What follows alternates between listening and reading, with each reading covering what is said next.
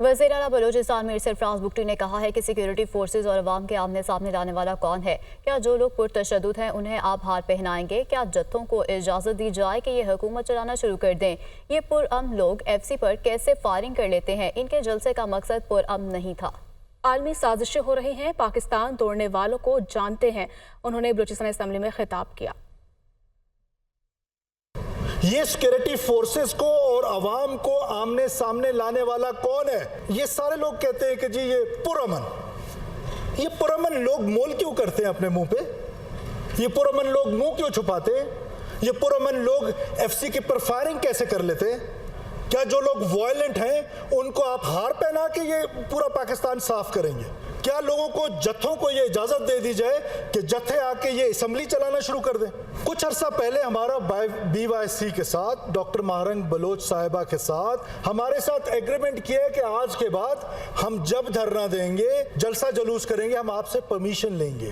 ہم نے جب ان کے ساتھ نیگوشیٹ کیا تو ہم نے ان کو انیشلی کہا کہ آپ تربت پہ یہ جلسہ کنورٹ کر لیں۔ یہ پاکستان کے اوپر ایک منظم سازش کے تحت انٹیلیجنس ڈریون وار چلائی جا رہی ہے۔ آج انٹرنیشنل سازشیں ہو رہی ہیں، لوگوں کو پتہ ہے جو آپ کو کمزور کرنا چاہتے ہیں، جو آپ کو ڈیسٹیبلائز کرنا چاہتے ہیں، جو خدا نخواستہ پاکستان کو توڑنا چاہتے ہیں، ان کو پتہ ہے کہ بلوچستان از دا بیٹل فیلڈ۔ ہمارے مذاکرات کے دروازے کھلے ہیں، جو دوست اپوزیشن میں سے کردار ادا کرنا چاہتے ہیں آ جائیں میرے پاس۔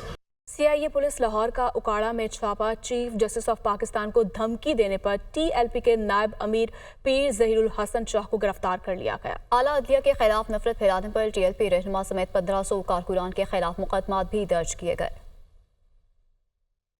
اعلیٰ عدلیہ کے خلاف نفرت پھیلانے پر قانون حرکت میں آ گیا۔ چیف جسٹس آف پاکستان کو دھمکی دینے پر ٹی ایل پی کے نائب امیر پیر ظہیر الحسن شاہ کو گرفتار کر لیا گیا۔ سی آئی اے پولیس لاہور نے پیر ظہیر الحسن شاہ کو اکاڑا سے گرفتار کرنے کے بعد لاہور منتقل کر دیا۔ ٹی ایل پی رہنما سمیت 1500 کارکنوں کے خلاف تھانہ قلعہ گجر سنگھ میں ایس ایچ او حماد حسین کی مدعیت میں مقدمہ درج کر لیا گیا۔ ٹی ایل پی کے نائب امیر پیر ظہیر الحسن شاہ اور دیگر کے خلاف گزشتہ روز لاہور پریس کلب کے باہر مظاہرے پر درج مقدمے میں انسداد دہشت گردی ایکٹ، مذہبی منافرت، فساد پھیلانے اور عدلیہ پر دباؤ ڈالنے اور کار سرکار میں مداخلت کی دفعات شامل کی گئی ہیں۔ وزیر دفاع خواجہ آصف نے کہا ہے کہ چیف جسٹس پاکستان کے خلاف منفی پروپیگنڈا، ریاست بھرپور ایکشن لے گی۔ کسی کو قتل کے فتوے جاری کرنے کی اجازت نہیں۔ کچھ لوگ مذہب کے نام پر سیاسی دکانیں چمکا رہے ہیں۔ ریاست اس قسم کے ٹرینڈز کا مقابلہ کرے گی، قانون پوری طاقت سے ایکشن میں آئے گا۔ انہوں نے کہا کہ فیض آباد دھرنے سے لے کر اب تک چیف جسٹس کو ٹارگٹ کیا جا رہا ہے۔ وفاقی وزیر احسن اقبال نے کہا کسی گروہ کو قتل کے فتوے جاری کرنے کی اجازت نہیں، سزا اور جزا کا اختیار صرف عدلیہ کو ہے۔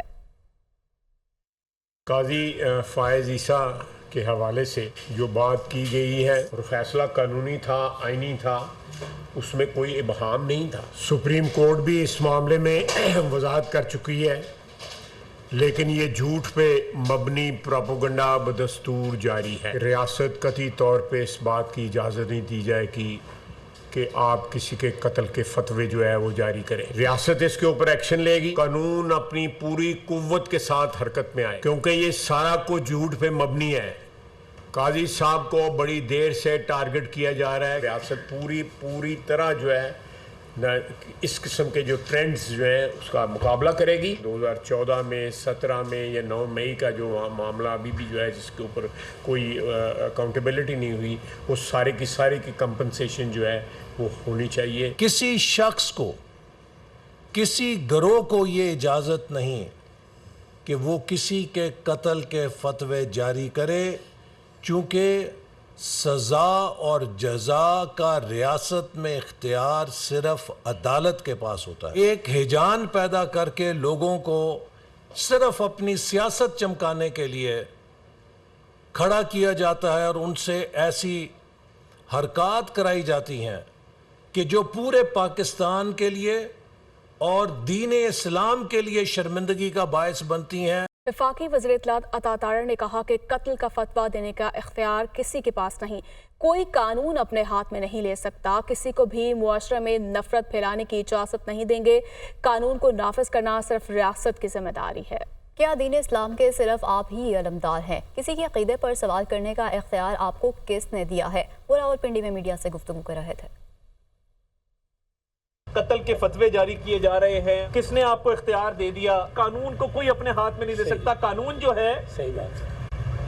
جو ہے وہ صرف اور صرف اس کا تحفظ کرنا یہ ریاست کی ذمہ داری ہے. قانون کو نافذ کرنا یہ صرف ریاست کی ذمہ داری ہے. کیا دین اسلام کے صرف آپ ہی علمبردار ہیں جو کسی کے عقیدے کے اوپر شک و شبہات کا تحفظات کا اظہار کرتے ہیں؟ اور یہ اس کے پیچھے بالکل کھلے سیاسی مقاصد ہیں. یہ جو کل ایک فتویٰ جاری کیا گیا یہ سیاسی بنیادوں پر کیا گیا. وزیراعظم شہباز شریف کی طبیعت ناساز، وزیراعظم کا دورہ ایران ملتوی. ذرائع کی جانب سے ایسا کہا گیا ہے کہ نائب وزیراعظم اسحاق ڈار آج وفد کے ہمراہ ایران کے دورے پر روانہ ہوں گے. وزیراعظم کی طبیعت ناسازی کے باعث گزشتہ روز کی تمام مصروفیات بھی منسوخ کر دی گئی ہیں. ذرائع کے مطابق آپ کو آگاہ کیا جا رہا ہے وزیراعظم شہباز شریف کی طبیعت ناساز ہے اور دورہ ایران ملتوی کر دیا گیا ہے. ذرائع کے مطابق تو وہیں نائب وزیراعظم اسحاق ڈار آج وفد کے ہمراہ ایران کے دورے پر روانہ ہوں گے. طبیعت ناسازی کے باعث گزشتہ روز کی تمام مصروفیات بھی منسوخ کر دی گئی ہیں.